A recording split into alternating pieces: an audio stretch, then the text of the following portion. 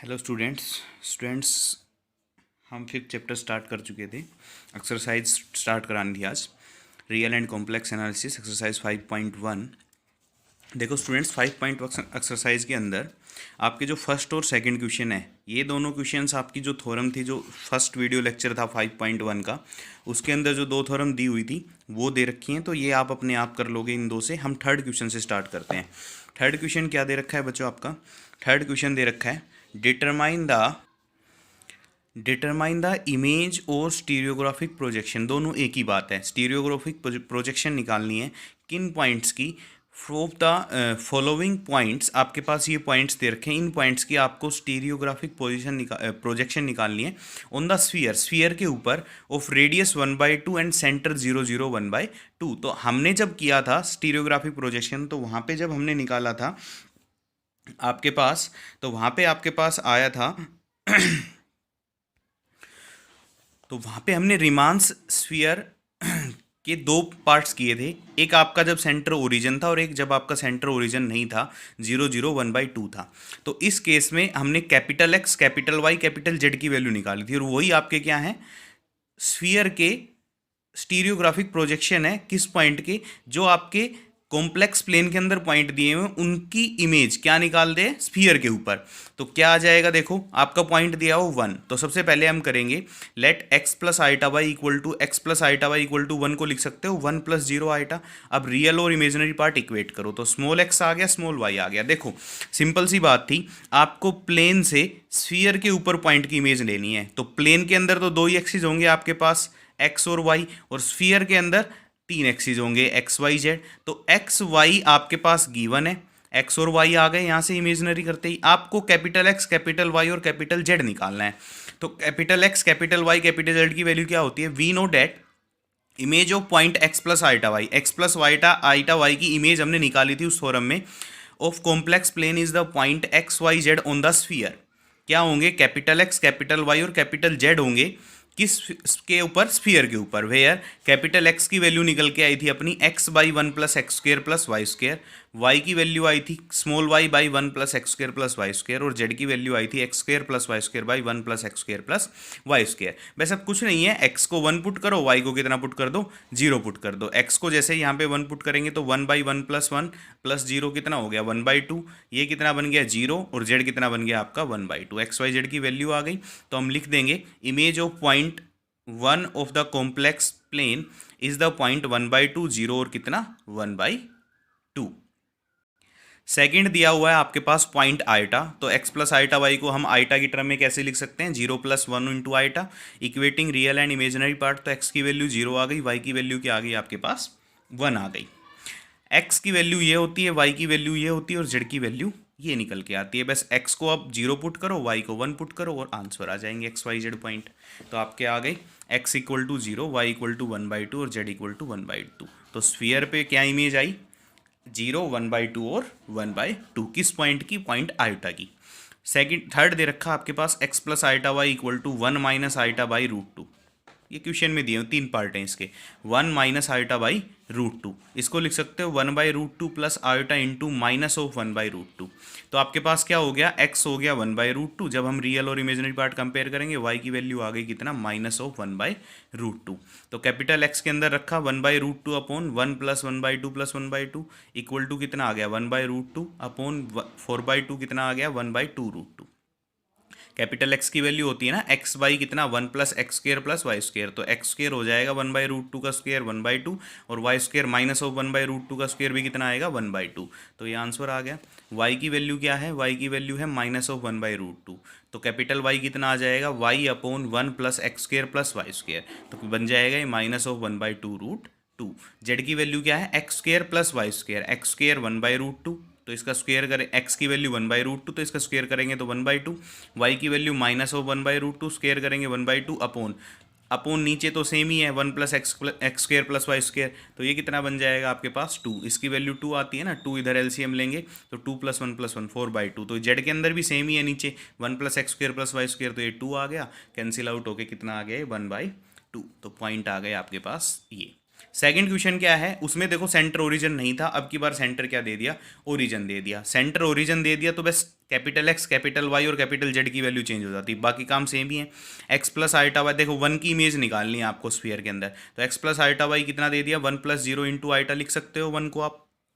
तो इक्वेट करेंगे हम रियल और इमेजिनरी पार्ट, तो एक्स आ गया वन, वाई आ गया आपका कितना, जीरो। तो कैपिटल एक्स की वैल्यू क्या आ गई, कैपिटल एक्स की वैल्यू होती है 2x by one plus x square plus y square. बस दो ही है आपके पास इस पूरे एक्सरसाइज के अंदर। एक तो जब स्फीयर आपका सेंटर दे रखा होगा, ओरिजिन दे रखा होगा जब आपके पास, और एक जब दे रखा होगा आपके पास स्फीयर ओरिजिन ना दे के कुछ पॉइंट दे रखा होगा, 0, 0, 1/2 जैसे दे रखा था। तो ये हमने दो ही निकाले थे और दो ही आपके क्वेश्चन चलेंगे बस, कैपिटल एक्स, कैपिटल वाई और कैपिटल जेड की वैल्यू में। अब एक्स की वैल्यू 1 पुट कर दो, वाई की वैल्यू 0 पुट कर दो, पॉइंट आ जाएंगे आपके पास क्या, 1, 0, 0। इसका सेकेंड पार्ट देखते हैं, आइटा वाला। X plus iota y, iota दिया हुआ है, इसको लिख सकते हो 0 + 1 इंटू आइटा। तो एक्स की वैल्यू 0 हो गई, वाई की वैल्यू आ गई आपकी कितनी, 1। कैपिटल एक्स, कैपिटल वाई और कैपिटल जेड के अंदर वैल्यू पुट कर दी, कितनी, स्मॉल एक्स की 0 और स्मॉल वाई की 1। तो आपके पास आ जाएगा एक्स तो 0 बन जाएगा, वाई की वैल्यू कितनी आ जाएगी, 1 आ जाएगी, जेड की वैल्यू आ जाएगी 0। तो ये बन गई पॉइंट क्या, 0, 1, 0। अब की बार उल्टा है, उल्टा है मतलब कि अब की बार आपके पास दे रखा है corresponding to the following points on the Riemann sphere. अब रिमान स्फीयर के कुछ पॉइंट दे रखे हैं और आपको कॉम्प्लेक्स प्लेन के पॉइंट निकालने हैं। मतलब अब की बार आपको 3 पॉइंट गिवन है और आपको स्मॉल एक्स और स्मॉल वाई की वैल्यू निकालनी है। अब स्मॉल एक्स स्मॉल वाई हमने डिफाइन किए थे स्टार्टिंग में। स्मॉल एक्स की वैल्यू क्या थी, capital X by 1 - Z, small Y की value capital Y by 1 - capital of Z. अब एक्स ये दिया, कैपिटल एक्स की वैल्यू ये दे दी, कैपिटल वाई की वैल्यू ये गिवन है, कैपिटल जेड की वैल्यू गिवन है। तो अब देखते हैं कैसे होगा। We know that corresponding to the point x Y Z on the Riemann sphere. ये अब आपके पास वो स्फीयर दिया हुआ है जिसके अंदर आपकी रेडियस 1/2 है और पॉइंट दे रखा है 0, 0, 1/2 centre. The points on the complex plane is X Y. हमें निकालना है एक्स वाई की वैल्यू।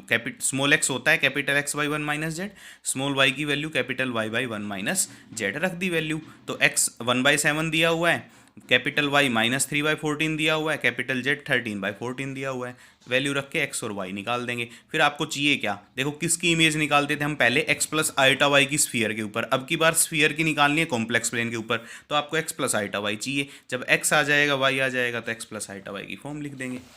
तो यहाँ से एक्स आ गया एक्स बाई 1 - जेड, तो ये बन गया आपके पास कितना, 1/7 अपॉन 1/14 2। स्मॉल वाई आ गया -3/14 अपॉन 1/14 कितना, -3। तो जेड होता है एक्स प्लस आइटा वाई, तो 2 + आइटा इंटू -3 कितना आ गया, 2 - 3 आइटा। उसके बाद 6 क्वेश्चन पे चलते हैं।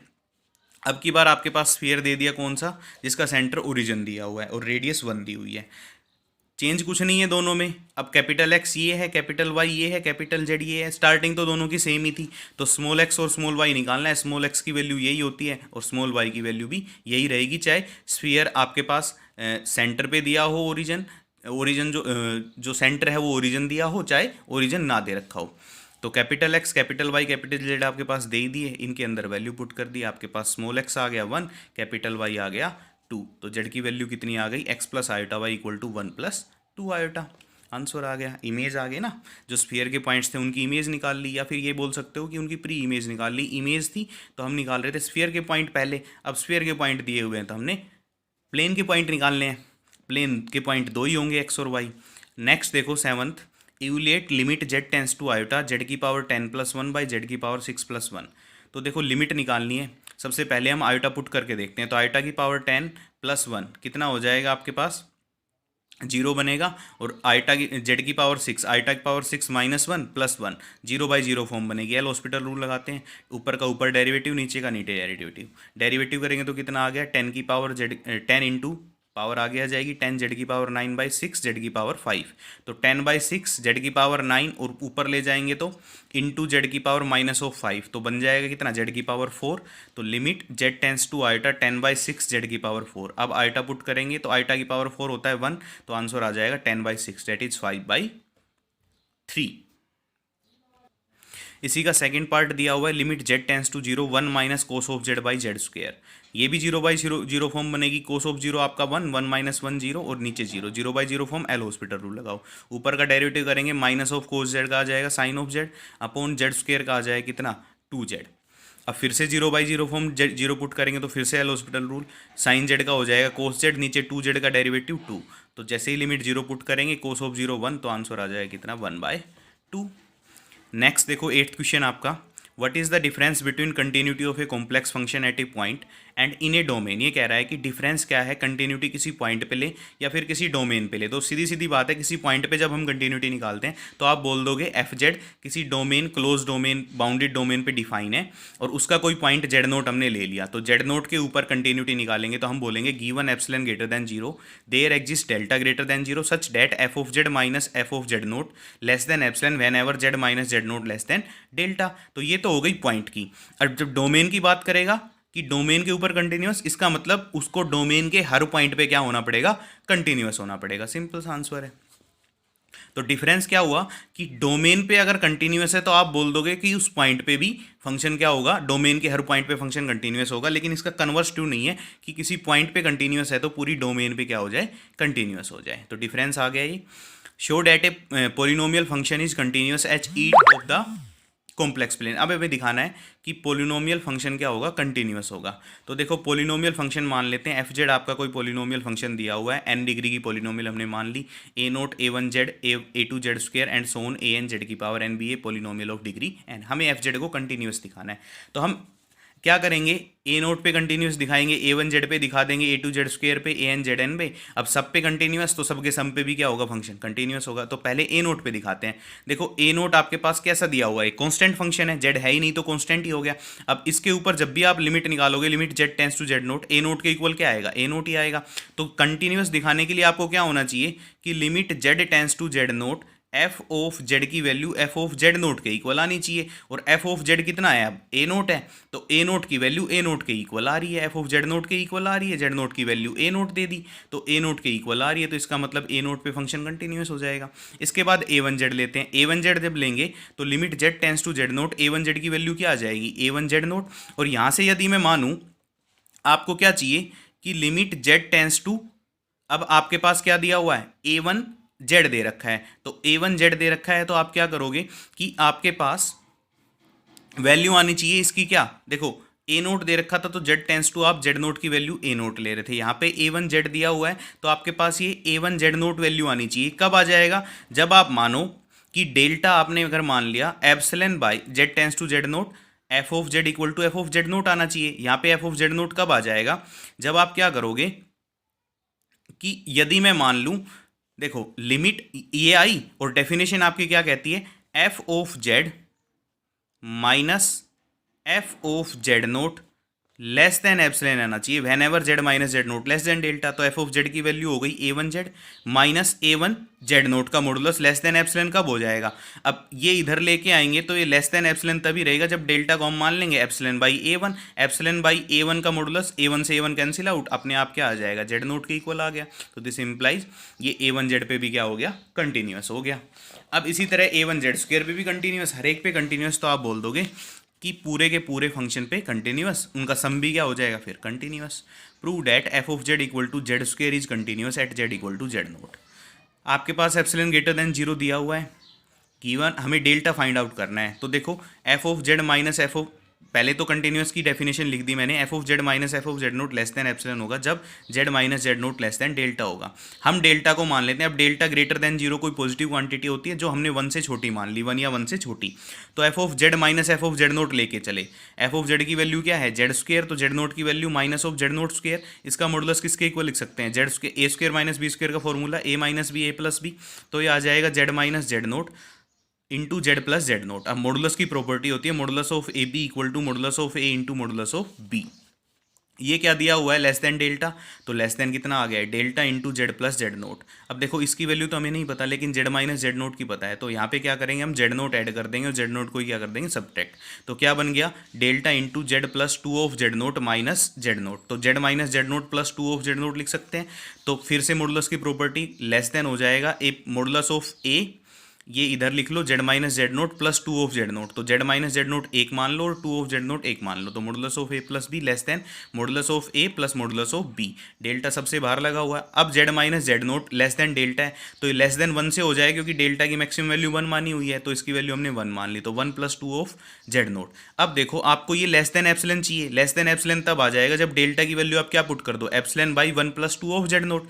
तो हमने डेल्टा मान लिया मिनिमम ऑफ डेल्टा मैक्सिमम 1 है, और epsilon by 1 plus two of Z note ये 1 से छोटी वैल्यू है, तो डेल्टा की वैल्यू ये आते ही यहाँ पे पुट करो, दोनों cancel out, Z square minus Z naught का square less than epsilon, that is F of Z minus F of Z naught भी क्या आ जाएगा, लेस देन एप्सिलॉन। मतलब एफ जेड आपका इक्वल टू जेड स्क्वायर क्या हो गया, कंटिन्यूस हो गया। अब आ जाओ नेक्स्ट पे, using the definition find the derivative of, आपको डेरिवेटिव निकालना है f of z equal to z cube minus two z at z equal to 2 पे। तो एफ डैश जेड नोट का हमें पता है limit delta z tends to zero, f of Z naught plus delta z minus F of Z naught by del of z. तो f dash, अब z naught की value क्या दी हुई है 2 पे, डिफरेंशिएट आपको डेरिवेटिव एग्जिस्ट कराना है, तो एफ जेड नोट की वैल्यू 2 मान ली, तो एफ डैश 2 कितना आ गया, limit delta z tends to zero, z naught की जगह 2 रखा, plus del of Z minus F of 2 by del of z. F of 2 plus del z की वैल्यू यहाँ से निकाल लो, 2 प्लस डेल जेड की वैल्यू क्या आ जाएगी, 2 प्लस डेल जेड का cube minus 2 into 2 plus del Z, minus F of 2 की वैल्यू यहाँ से निकालेंगे, 2 का क्यूब 8 माइनस 4 कितना आ जाएगा 4 अपॉन कितना डेल ऑफ जेड, क्यूब खोल लेंगे, A cube plus B cube plus 3ab into A plus B minus 4, और ये आ जाएगा minus 2 of del Z minus 4।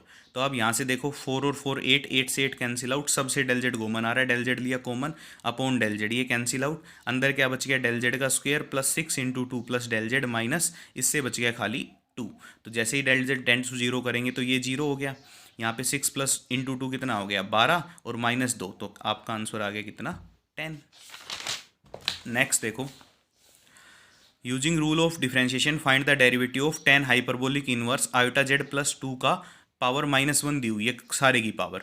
तो एफ डैश जेड निकालेंगे तो पहले तो पावर का करेंगे, तो minus of 1 into function as it is की पावर कितनी हो जाएगी -1 माइनस ऑफ 2 इंटू अब अंदर के फंक्शन का डिफरेंशिएशन, अंदर के फंक्शन का डिफरेंशिएशन कितना होता है 10 हाइपरबोलिक इनवर्स दिया हो भैया, 10 hyperbolic inverse iota Z plus 2, इसका डेरिवेटिव करेंगे तो 1 बाई कितना आ जाएगा 1 माइनस जो भी दिया हुआ है आपके पास एक्स स्क्वायर, और डेरिवेटिव हो जाएगा अब एक्स का, एक्स दे रखा है आयोटा जेड प्लस 2, तो इसको इसके नीचे ले आएंगे, इनटू इसका डेरिवेटिव करेंगे तो आयोटा मिलेगा, तो आयोटा बाहर, इसका डेरिवेटिव हो गया सीधा। तो यहाँ तक आपको करना है। 14th क्वेश्चन दिया हुआ है कि मोड ऑफ जेड है ना, एफ ऑफ जेड दे रखा है, आपको दिखाना है mode of Z everywhere continuous है, तो सिंपल सा है, एग्जाम्पल में भी दे रखा है, और नो वेयर डिफरेंशिएबल, तो कहीं डिफरेंशिएबल नहीं है, ये एग्जाम्पल दिए हुए हैं 2-3 ऐसे सेम टू सेम, वहाँ से आप कर लोगे। पूरी एक्सरसाइज हो गई है 5.2, कल स्टार्ट करते हैं।